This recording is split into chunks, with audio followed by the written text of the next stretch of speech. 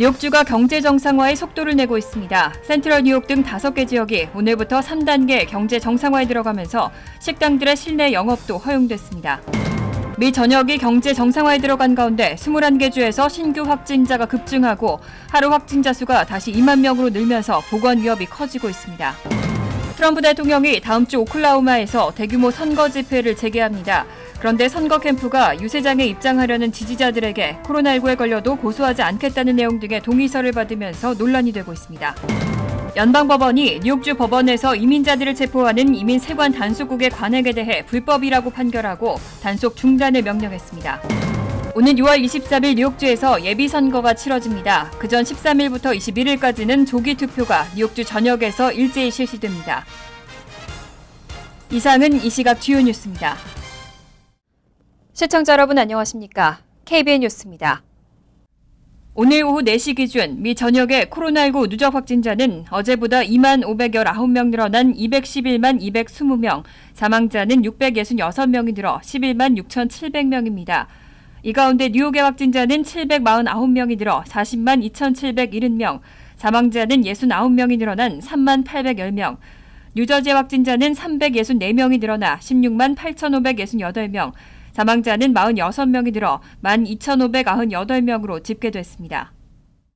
첫 번째 소식입니다. 코로나19 사태로 미국에서 가장 큰 타격을 받은 뉴욕주가 경제 정상화의 속도를 내고 있습니다. 센트럴 뉴욕 등 5개 지역이 오늘부터 3단계 경제 정상화에 들어가면서 식당들의 실내 영업도 허용됐습니다. 다만 아직 경제 재개 1단계를 시행 중인 뉴욕시는 300만 달러를 투입해서 식당 재활성화를 지원하고 있습니다. 앤드류 쿠오모 뉴욕 주지사는 뉴욕주의 5개 지역이 과학적 분석에 따라 10일부터 3단계 경제 정상화에 들어간다고 밝혔습니다. 5개 지역은 업스테이트 지역의 핑거레이크와 모크밸리, 서던티어와 노스카운티, 센트럴 뉴욕 등으로 뉴욕주 전체 10개 지역의 절반이 해당됩니다. 이들 지역에서는 제한적인 규모에서 음식점 실내 영업이 가능해집니다. 뉴욕주는 10개 지역별로 단계적 정상화를 실시 중인데 1단계에서는 건설과 제조업, 농업, 도매거래, 픽업 또는 노점 판매 형태의 소매업이 가능하고 2단계는 전문 서비스와 소매, 부동산, 3단계는 식당 및 호텔, 4단계는 예술 및 엔터테인먼트 등의 정상화가 이뤄집니다. 한편 경제재개 1단계에 돌입한 뉴욕시에서는 빌 드블라조 시장이 11일 부인 셜레인 맥크레이 여사와 함께 300만 달러 규모의 식당 재활성화 이니셔티브를 발표했습니다. 코로나19로 심각한 타격을 입은 27개 커뮤니티의 식당 100곳에 최대 3만 달러의 보조금을 제공하고 최소 6주 동안 시급 20달러를 받게 될 식당 점원 1,000명을 고용한다는 계획입니다. 자세한 세부 사항과 신청 방법은 뉴욕시 웹사이트에서 확인할 수 있습니다. 코로나19 확산세가 충분히 꺾이지 않았다는 우려 속에서도 미국은 경제활동 재개에 박차를 가했는데요. 21개 주에서 신규 확진자가 급증하고 하루 확진자 수가 다시 2만 명으로 늘면서 보건 위협이 커지고 있습니다. 경제를 살리려고 내린 봉쇄령 해제가 오히려 경제를 더 크게 해치는 부메랑으로 돌아오는 게 아니냐는 우려가 나오고 있습니다. 실시간 통계 사이트 월드오미터에 따르면 최근 며칠 동안 10,000명대로 떨어졌던 미국의 하루 신규 확진자 수가 다시 증가하면서 11일에는 전날에 이어 2만 명 선을 유지했습니다. 미국의 코로나19 검사자료 집계단체인 코비드 추적 프로젝트는 이날 기준으로 21개 주에서 최근 7일 신규 확진자 평균치가 이전 평균치보다 높아졌다고 분석했습니다. 신규 확진 증가세와 함께 미국 전체의 누적 확진자 수도 오늘 오전 11시 기준 209만 4천 명을 넘어섰습니다. 특히 애리조나주와 텍사스주, 아칸소주와 플로리다주 등 감염률이 낮았던 지역에서 새로운 발병이 증가하는 추세를 보였습니다. 애리조나주에서는 지난달 15일 봉쇄령이 해제된 지 열흘 만에 하루 평균 400건 정도였던 신규 확진자 수가 이번 주 초부터 일평균 1,000건을 넘었습니다. 텍사스주는 지난달 25일 메모리얼데이 연휴 이후 신규 확진자가 42% 폭증해 전국 최고 수준을 기록했습니다. 로이터 통신은 유타, 뉴멕시코 등에서도 지난 한 주간 신규 확진자 수가 40% 증가했고 플로리다, 아칸소, 사우스캐롤라이나, 노스캐롤라이나에서도 신규 사례가 30% 이상 증가했다고 밝혔습니다. 이런 재확산 우려에도 불구하고 스티븐 무누신 재무장관은 11일 경제를 또 닫을 수는 없다는 입장을 밝혔습니다. 지난 2달간의 폐쇄로 이미 많은 피해가 야기됐다면서 재봉쇄령은 오히려 더 큰 피해를 야기할 것이라고 강조했습니다. 또 이미 경제 지원을 위한 추가적인 재정 지출을 준비해놨다고 밝혔습니다. 스티븐 무누신 장관은 11일 CNBC와의 인터뷰에서 경제를 다시 폐쇄할 수는 없다며 경제를 닫으면 더 많은 피해가 야기된다는 점을 배웠다고 밝혔습니다. 그러면서 경제적 피해뿐만이 아니라 다른 영역들도 마찬가지라고 강조했습니다. 미국은 5월 말부터 방역을 위한 봉쇄 조치들을 해제하기 시작했지만 일각에서는 2차 확산이 닥칠 거라는 우려가 이어지고 있습니다. 하지만 무누신 장관은 필요한 경우 의회에 경제 지원을 위한 추가적인 재정 지출을 요청할 준비가 돼 있다며 모두가 일터로 돌아갈 수 있도록 하는 게 자신의 1순위라고 말했습니다. 민주당이 장악하고 있는 하원은 지난달 3조 달러 규모의 5번째 부양 법안을 통과시켰습니다. 하지만 상원 다수당인 공화당은 연방 재정 적자를 고려해 그동안 취한 조치의 효과를 지켜봐야 한다며 추가 부양책에 대해 유보적인 입장입니다. 한편 미국의 5월 비농업 분야 일자리는 전달보다 250만 개 늘어나는 깜짝 호조를 보였고 실업률은 13.3%로 4월에 14.7%보다 내려갔습니다. 트럼프 대통령은 경제활동 재개가 효과를 내고 있다고 강조했습니다. 코로나19 사태로 미국의 1분기 부채는 55조 9천억 달러를 기록했습니다. 지난 분기보다 무려 11.7%나 급증한 수준입니다. 기업 부채가 18.8%로 가장 크게 늘었고 연방정부 부채도 14% 넘게 늘었습니다. 11일 CNBC에 따르면 이날 연준은 미국의 1분기 비금융 부채가 11.7% 증가해 55조 9천억 달러까지 늘어났다고 밝혔습니다. 지난해 4분기 부채 증가율은 3.2%였습니다. 기업 부채가 18.8% 증가해 가장 큰 폭으로 늘어났고 연방정부 부채 또한 14.3% 증가하면서 최근 26조 달러를 돌파했습니다. 가계부채는 모기지 관련 부채가 3.2% 증가한 데 따른 영향으로 3.9% 늘었고 소비 부채도 1.6% 증가했습니다. 코로나19 영향으로 미국 경제가 이렇게 타격을 받으면서 글로벌 금융위기 직후인 2009년 이후 지속된 최장기간의 미 경기 확장세는 막을 내렸습니다. 전미경제연구소는 미국 경제가 지난 2월 11년간 이어진 경제 확장의 정점을 찍고 경기 침체에 진입했다고 공식 선언했습니다. 트럼프 대통령이 다음 주 오클라호마주에서 대규모 선거 집회를 재개합니다. 그런데 선거 캠프가 유세장에 입장하려는 지지자들에게 코로나19에 걸려도 고소하지 않겠다는 내용의 동의서를 받고 있습니다. 보건 전문가들의 우려에도 불구하고 대규모 실내 선거 집회를 강행하고 있는 데다가 책임까지 회피하면서 빈축을 사고 있습니다. 11일 뉴욕타임스와 폴리티코 등 언론에 따르면 트럼프 대통령은 오는 19일 오클라호마 털사에서 코로나19 사태 이후 첫 선거 집회를 개최합니다. 그런데 트럼프 캠프는 선거 웹사이트를 통해 참석 희망자들에게 등록 버튼을 클릭하면 사람들이 있는 어떤 공공장소라도 코로나19 노출에 대한 본질적인 위험이 있다는 것을 인정하게 된다고 안내했습니다.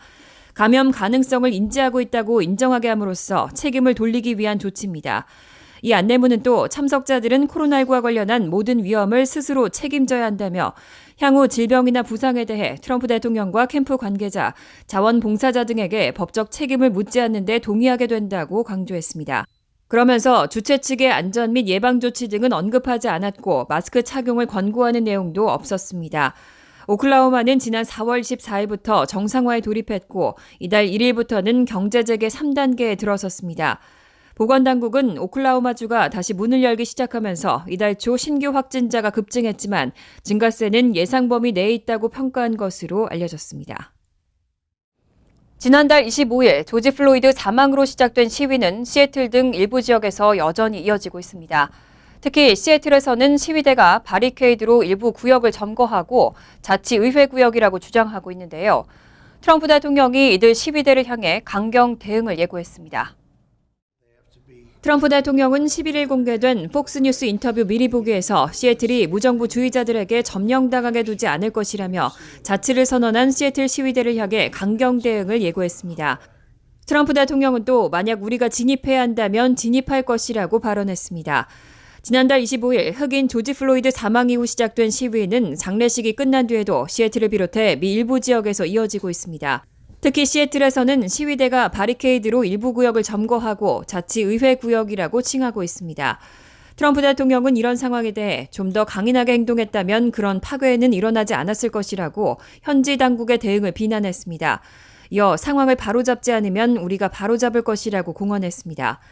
하지만 이런 입장과 관해 시애틀 시장과 대화를 했는지에 대해선 아니라고 답하면서 제인즐리 워싱턴 주지사를 겨냥해 위대한 주 방위군 병력을 보유했으니 그가 할 수 있다며 시애틀 내 방위군 투입도 거론했습니다. 그동안 이민세관 단속국은 법원에 출석한 서류 미비 이민자들을 단속하고 체포해왔습니다.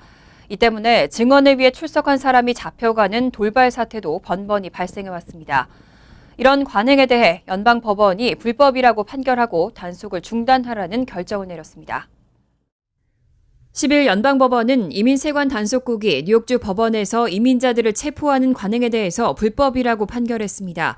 상당 기간 동안 이민세관 단속국은 법원에 출석한 서류 미비 이민자들을 체포해왔습니다.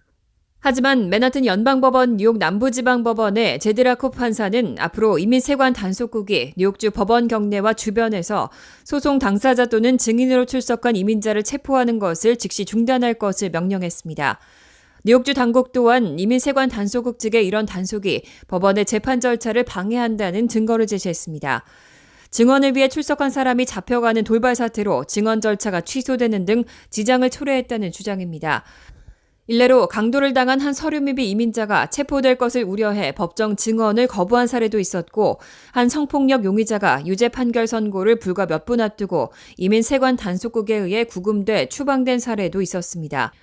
지난해 9월 소송을 제기한 레티샤 제임스 뉴욕주 검찰총장과 에릭 곤잘레스 브루클린 검사장은 이런 관행이 범죄 신고, 소송 제기, 목격자 증언 등을 주저하게 하는 등 법 집행에 상당한 부정적인 영향을 초래하고 있다고 설명했습니다. 오는 6월 23일 뉴욕주에서 예비선거가 치러집니다. 그전 13일부터 21일까지는 조기투표가 뉴욕주 전역에서 일제히 실시됩니다. 유권자 등록만 돼 있으면 누구나 조기투표에 참여할 수 있습니다. 뉴욕주 전역에서는 23일 예비선거를 앞두고 13일부터 21일까지 조기투표가 실시됩니다. 투표율 제고와 선거 당일 혼잡을 줄이기 위한 목적으로 뉴욕주가 지난해 처음 도입한 조기투표는 유권자 등록이 돼 있으면 누구나 참여할 수 있습니다. 조기투표소는 퀸즈 베이사이드 소재 KCS 커뮤니티 센터 등 모두 18곳에서 운영됩니다.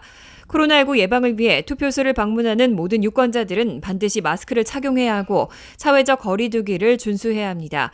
자신의 거주지가 속해 있는 카운티 내 투표소 가운데 한 군데를 찾아 투표하면 됩니다.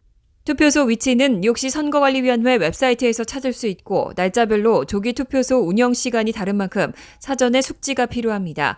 조기 투표는 일반 투표와 마찬가지로 투표소에서 선거인 명부에 서명을 하고 투표용지를 받아 펜으로 후보자를 선택한 뒤 개표기 스캐너에 집어넣으면 투표가 완료됩니다. 뉴저지 주정부가 소기업들을 지원하기 위한 제2차 소기업 긴급 지원 보조금 프로그램을 실시합니다. 선착순으로 심사를 하기 때문에 코로나19로 어려움을 겪는 소기업들은 신청을 서두를 것이 당부되고 있습니다. 최소 $1,000부터 최대 $10,000까지 지원받을 수 있습니다. 뉴저지 주정부가 코로나19로 어려움을 겪는 소기업들을 지원하기 위해 제2차 소기업 긴급 지원 보조금 프로그램을 실시합니다. 뉴저지 경제개발청이 진행하고 있는 이 프로그램은 9일부터 신청을 받기 시작했는데 선착순으로 심사를 해서 수의 소기업을 결정하기 때문에 조속히 신청할 것이 권고되고 있습니다. 소기업 긴급지원 보조금 프로그램은 지난 4월 초에 1차로 선착순으로 신청을 받고 보조금을 지급했지만 3만 개 소기업이 한꺼번에 몰리는 바람에 많은 신청자들이 혜택을 받지 못했습니다. 이에 이번에는 뉴저지 경제개발청이 $4,500만 의 기금을 마련해 소기업별로 최소 $1,000에서 최대 $10,000까지 지급하고 특히 직원 급여 등의 항목은 코로나19 피해로 분류돼 상환 의무 없이 공제를 받을 수 있습니다. 풀타임 직원 1명당 $1,000씩 공제를 받을 수 있지만 시설 건축 비용과 금융 비용 등은 공제 대상에서 제외됩니다. 신청을 원하는 소기업은 뉴저지 경제개발청 웹사이트에서 신청 자격 등 상세 정보를 얻을 수 있습니다.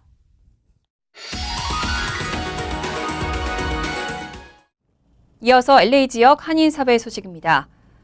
오렌지 카운티에서는 마스크 착용 의무화로 논란이 일면서 보건국장까지 사임했는데요. 그 이후 마스크 착용 의무화 방침은 결국 철회됐습니다. 니콜 킥 오렌지 카운티 보건국장이 사임한 지 이틀 만에 클레이튼 차우 신임 보건국장은 공공장소에서의 마스크 착용을 의무화하지 않을 것이라고 밝혔습니다. 단 마스크 착용이 선택 사항일지라도 코로나19 감염 방지를 위해서는 효과적이라며 주민들은 외출 시 최대한 안면 가리개 등을 사용할 것을 강조했습니다. 이런 가운데 오렌지 카운티 당국은 내일부터 영화관과 바, 동물원, 헬스장, 수영장, 호텔 등 추가 비즈니스의 영업 재개를 허용합니다. 한편 어제 오렌지 카운티의 코로나19 사망자 수가 역대 두 번째로 하루 최다 수치를 기록한 가운데 오늘 사망자 수가 또 4명 추가돼 총 202명으로 집계됐습니다. 캘리포니아주 토렌스에서 한 백인 여성이 아시안을 향해 인종차별적 폭언을 하는 영상이 확산되면서 논란이 일고 있습니다. 피해 여성은 토렌스에 위치한 찰스 H. 윌슨 공원에서 운동을 하던 중 한 백인 여성이 밀치며 다가와 욕설과 함께 인종차별적 폭언을 퍼부었다고 전했습니다. Get the f*** out of this world! Get the f*** out of this state! Go back to whatever f***ing Asian country you belong in. Okay, racist. This is not your place. Jesus. Next time you ever talk to me like that, you're gonna get your kicked by my family. And they're gonna you up. What did I That's do? right. They're gonna you up. What did I do? 이 같은 인종차별적 발언은 피해 여성의 휴대전화에 녹화됐고 경찰은 현재 이 영상을 토대로 용의자 검거를 위한 수사를 벌이고 있습니다. 앞서 지난 9일 LA 인근 리알토 지역에서 한 한인 60대 노인이 버스에서 한국인이라는 이유로 폭행을 당했다는 주장에 대해 경찰은 증오범죄 여부와 사건 경위를 조사하고 있는 것으로 알려졌습니다. 간추린 소식입니다. 뉴욕시의 스몰 비즈니스 긴급 보조금 프로그램에 시그니처 뱅크가 75만 달러를 기부한 것으로 알려졌습니다. 이 프로그램은 시위 사태 동안 약탈을 입은 피해 업소당 최대 $10,000씩의 지원금을 지원하고 매장 수리와 보안 강화 등을 돕고 있습니다. 빌 드블라지오 뉴욕시장은 일반 사업체뿐만 아니라 소수민족 및 여성 소유의 업체에도 도움을 줄 수 있도록 기금을 전달해준 시그니처 뱅크에 감사하다고 전했습니다. 미주 한인 유권자 연대는 10일 캘리포니아에서 60대 한인 남성이 흑인 남성으로부터 폭행을 당한 사건과 관련해 미 정치권의 가해자의 처벌과 차별 방지를 위한 실질적 조치를 촉구했습니다. 미주 한인 유권자 연대는 캘리포니아 리아토를 선거구로 하는 노마 토레스 연방 하원 의원실에 서한을 보내고 조속한 가해자 처벌과 함께 모든 시민이 인종주의 차별에 기인한 폭력으로부터 보호받을 수 있는 조치를 취해줄 것을 요구했다고 밝혔습니다. 뉴욕주 의회가 경찰이 시위대에게 최루탄과 고무탄 사용을 금지하는 방안을 추진하고 있습니다. 제시카 라모스 주 상원 의원은 지난 6일 최루탄과 고무탄이 인체에 치명적인 부상을 입힐 수 있다며 시위 진압 과정에서의 사용을 금지하는 내용을 골자로 하는 법안을 발의했습니다. 라모스 의원은 최근 뉴욕에서 열린 인종차별 항의 시위에서 최루탄과 고무탄으로 인해 부상을 입은 시민들이 속출했다면서 시위 진압은 부상자 없이 안전하게 이뤄져야 한다고 법안 발의 배경을 밝혔습니다. 코로나19 확산 방지를 위한 주지사의 행정명령에 불복하는 지방정부들이 잇따르고 있습니다. 10일 에즈버리팍 타운의회는 오늘 15일부터 지역 내 식당을 대상으로 매장 정원의 25% 이하만 입장하는 조건으로 실내 영업을 허용하는 안건을 승인했습니다. 머피 주지사의 경제재개 2단계 지침에 따라 15일부터 식당 5개 영업은 허용되지만 실내 영업은 여전히 금지된 상태입니다. 이에 대해 에즈버리팍 타운 정부는 지역 내 식당 비즈니스를 돕기 위한 결정이라고 밝혔습니다.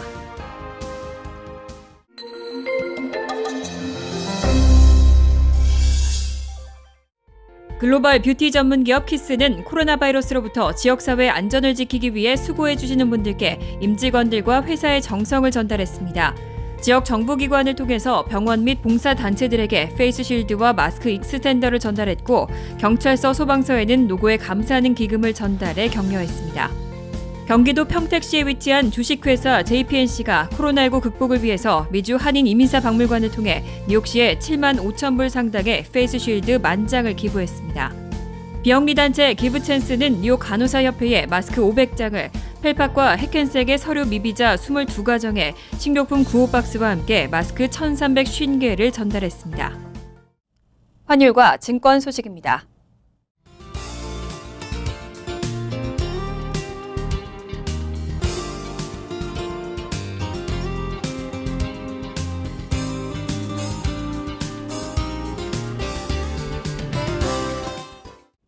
이어서 날씨입니다.